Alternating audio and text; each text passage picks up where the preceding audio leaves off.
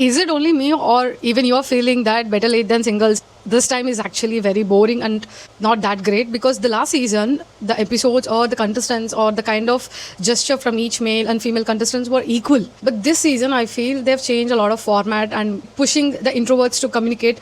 They have been eternally single and yet pushing them to come out of their comfort zone at such a sudden fast pace. I don't think so. They're able to do a great job. And another annoying thing that I feel this season is that all the female contestants are so damn beautiful. They put in effort. They're very mature. They're very understanding. They know how well to treat, even if they don't like the participant, because sometimes you are forced to go with the blind dates with the people who might not be interested. But still, they have maturity enough to not say it to their face. Even though they are not interested in the guy, they don't say it. Yet, there are men who talk bullshit, unnecessary things in the show. And there is actually particularly a scene where you have to rush to a uphill. There are 3 keys are kept and you have to take the keys. It leads to a room where you can read more about your crush. I don't know if the announcement was properly not made or male contestants even heard about it. They literally didn't even care about it.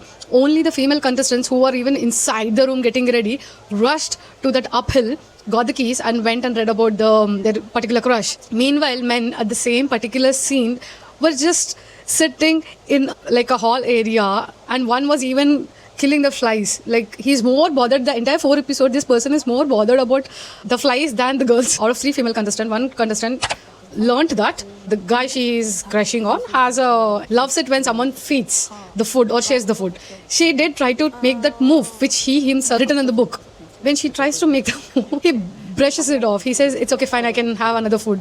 Like, the only good thing about this season is all the female contestants are awesome.